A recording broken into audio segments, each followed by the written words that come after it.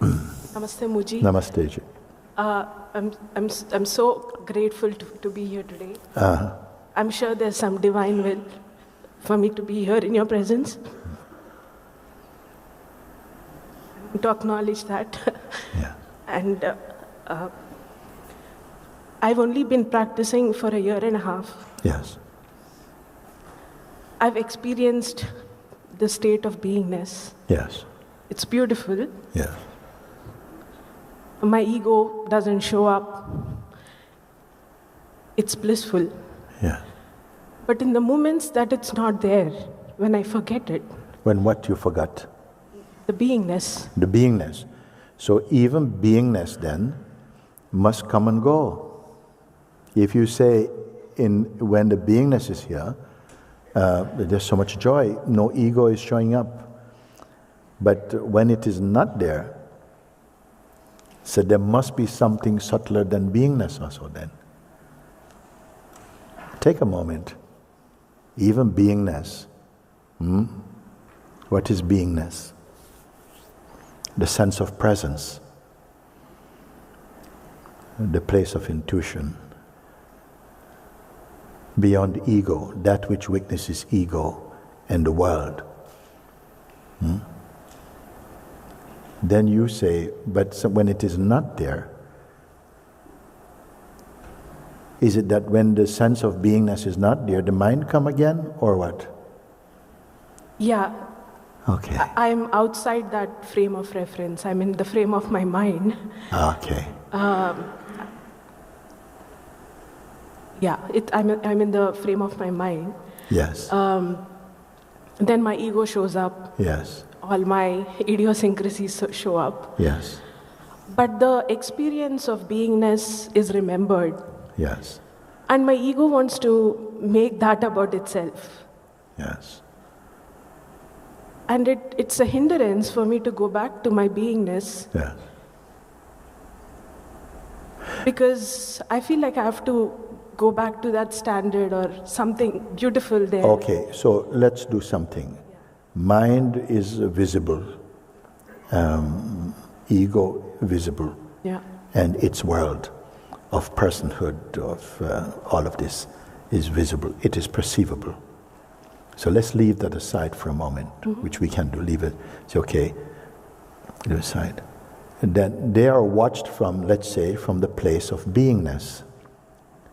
They are observed, you see, from a place of kind of neutrality or something. Yeah. You may call it the sense of beingness.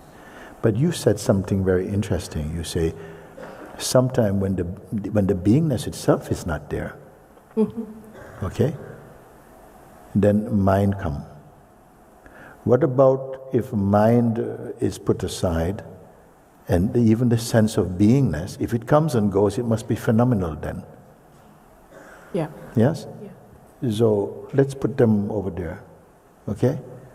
So the option is not mind or beingness. Mind and beingness okay live.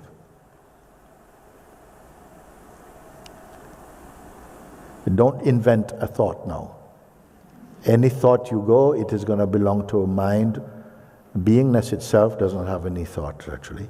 So even the subtlety of beingness, the sense or the intuition, I exist. You see, in the morning, maybe you get up in the morning and you just are. Even your memory of being a person hasn't come yet. Sometimes you may experience that. And then maybe the alarm clock go off or something and you're triggered back into the memory of being somebody. So that somebody arise.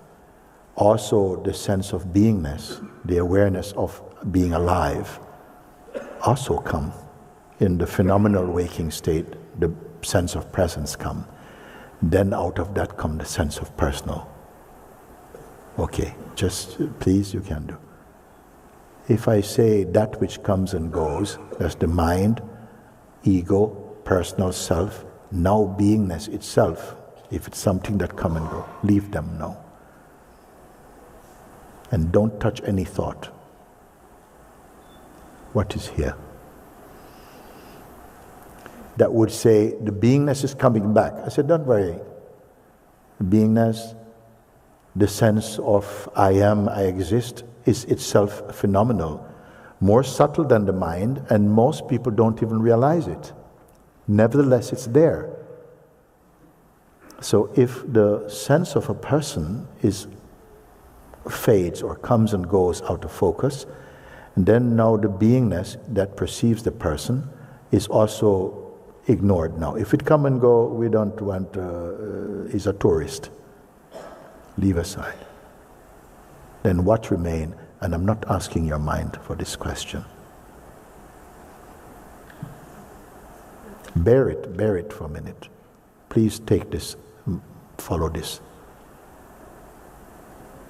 You have given me a wonderful opportunity to look with you, because so far we can come when we shift attention from the phenomenal world of personhood and its world and so on, then we are looking from the place of beingness, which is not an ego. It is just the functioning consciousness, the dynamic consciousness. Then that you say, when sometimes the beingness is fluctuate, okay, then leave all of them, simulate. So now what remain now? And don't pick up a thought about it.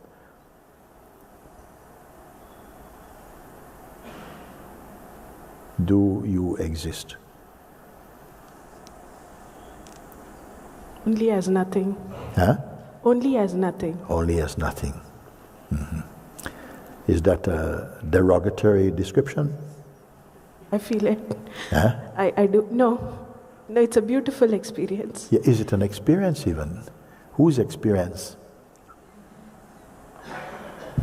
Slow down.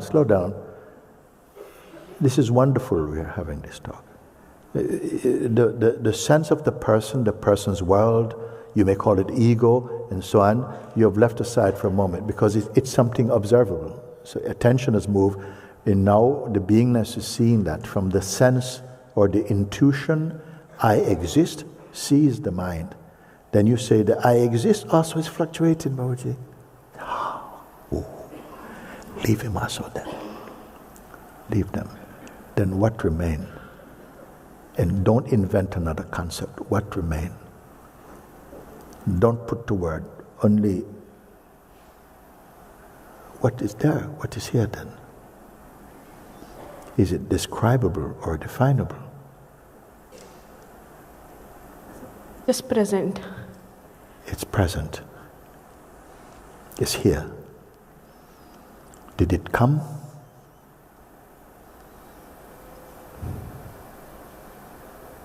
I think it was always there. Yes.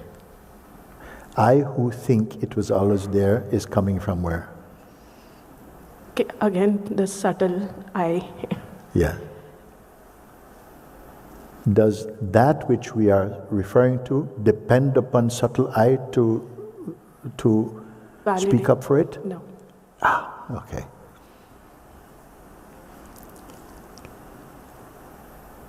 Lost? Even the sense of loss is merely a sensation believed in, the I am lost. Maybe because the mind cannot explain this. Who are you now? Is it valid? Have we gone too far?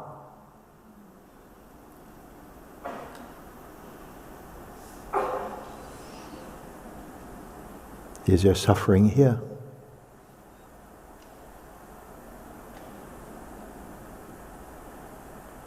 You use the term nothing. I'm nothing here. I say this nothing, is it a dirty word?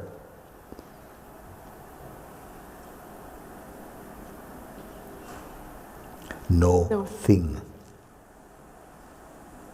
It's nothing, but still feels like everything. Yes. It's nothing, feels like everything. Is it having to control everything?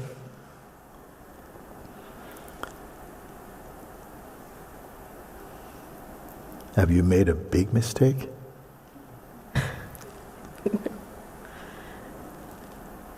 Confused? Not confused. But I want to know how to live. You want to know how to live? How to embody that, be in that space and live every day. Be in the space of my nothingness. Yes. And still go through everything in life without switching back to my Who is mind. speaking now? Who has to do that? Yeah. I want to meet the one who does nothing, who has to keep doing nothingness. So it only calls for, you see, we're running now, we've run out of techniques. Techniques is for the person, for the mind, even for the sense of beingness, you can call it. But these are now redundant now. Are you dead? Are you here still? And if you are, as what? And you, and such, kind of like a kind of nothing. But I said, as what? What is that? You say, like a kind of everything, nothing? I said, yeah, it feels good, okay. Then comes the response now. Yes. What do I have to do to embody this nothing? Where does this thought come from? It's from the ego. From ego. From mind, same thing. Can you bear it? Can you bear your own emptiness? That's why I ask, have we gone too far? We have actually left the room?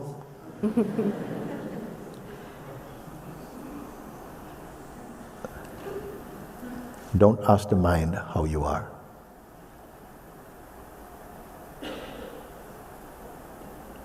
I just want to see, because there is some seemingly existential fear to go beyond the parameters of the apparent known. Let's surf in the realm of the knowable. We can compare and do and change and grow, but now beyond this also. Not beyond like over the rainbow, but beyond in terms of subtlety. Now language is not credible here. Language wants to create more concepts about it.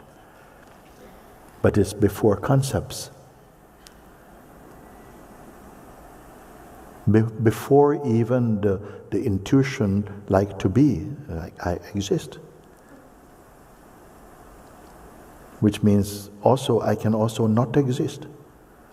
So earlier than that, I exist or I don't exist is meaningless to this. So the question comes, how can I embody this? Who is asking this question?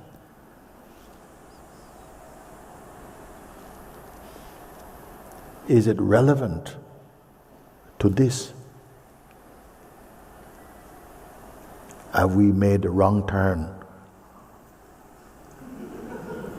Oh, Babaji, what have you done to me?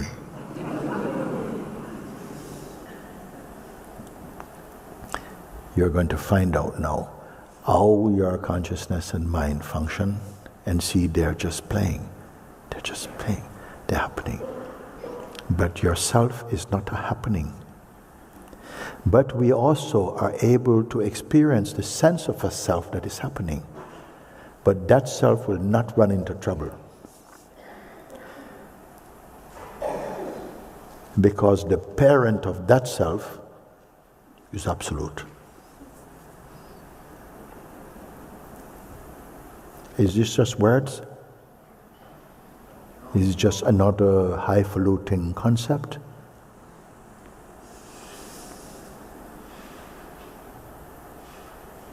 Have you made a mistake to come up to the microphone today? Yeah. So I think this will really help me in my practice to know what is the sense of I. Yes. And what is truly I, the beingness. Yes. I think that differentiation. Yes. And So just remind me, you are being what again? Being able, in my practice, being able to know. The one who practices, okay. Yeah. Okay, yes. And so the one who practices is also seen also, no? yeah. It's subtle. I'm not throwing it away. But why you say practice is because at the moment, this discovery has not happened before, and it feels it's like someone's discovery. Yeah. And this someone is feeling like, whoa, I must not forget this. I must not forget this emptiness, nothingness. It's paradox, but it's very important. Now something needs to sit with that. The familiar sense of self must find its reference and say, okay, I must make use of this practice, which is good. Because if not, we slip back into the usual, oh, I'm having a bad day today, I don't know what I'm going to do, and my life is falling apart, and so on. I like that laughter, something kind of. It is like the laughter that must have come from the child who saw the king was naked. You know that story? I didn't hear it as a child, I heard it as an adult actually. And yes, they say the king want a robe that is so amazing, made out of the best material in the whole world. And so he asked the finest tailors, make this robe for me. No thing can compare with it. And so they start to try and stitch all kind of beautiful things. They got silk from China, they got this from that, they made. And the king said, no, it's not this, it's not this. So in the end, they thought about it and they thought, they're going to make a garment out of nothing. It's going to be so refined that nobody can see it. So they're going to work and they make this beautiful, well, I don't know if they thought it was beautiful, but they went to the king, they said, Your Majesty, this is nothing like this exists in the world, but we have done it. We have made the most incredible gown. There's nothing like it. The material is so fine, so refined, the senses cannot perceive it. The king goes, that's what I want. So then they said, okay, fine. He said, I want to try it on. And they said, okay, yes, Your Majesty. I want to wear it for my people today to see what an amazing thing. So they said, yes, Your Majesty. They played along.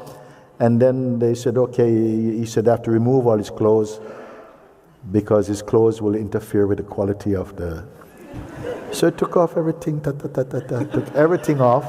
And he says, okay, Your Majesty, put on, oh, this, that, and then they blow the trumpet. All the people, king walks out, and everybody's going, it is so wonderful, oh, it's great. And the Majesty is feeling very, very happy. And some little boy looked and said, the king is naked. I can see his willy and everything. And the father. So it must be this child is saying, but it's nothing there because you say I must do this, and it is true. We have to, for a while, keep looking, verifying, and what happened is you cancel yourself out. The one who is trying to see and evaluate the limitless itself is limited, trying to evaluate the limitless. Have we gone too far? Have you gone too far? I think I've gone where I need to. Which is where? Just clarity on being able to differentiate that sense of I from the awareness. Because nevertheless, I say like that, let's look, this exercise that you spoke about, no? Who was speaking about the exercise? You speak about exercise. Just 2 days ago, before coming, we were preparing some of the sayings that come, and it was coming out like that. So I said, they said, maybe make it into something that everybody can have. So quickly, have a beautiful team. They did it so that you could read it now. So there is an exercise that must be done. Why? Because there's a reflex to keep going back to the reference of ourselves as person. And we have to acknowledge that. And to keep looking at that and seeing how that is created and look. And something just naturally cancels out the tangibility of this identity. Don't speak about it because people will give you trouble. This work you must do alone. You cannot don't go to a restaurant and share your friends about it. You alone came here. Maybe your family didn't come, so-and-so didn't come. You came alone. And you will solve this alone. Yes? Don't evaluate. Just stay put. And you'll see that you don't put a marker, a measure on beingness. As you move, somehow it just becomes more clear. And the mind energy, which is so overvalued, above even the sense of beingness, will subside into its natural birthplace to harmonize in beingness, so that mind and being become one. I can call it heart-mind. Thank you.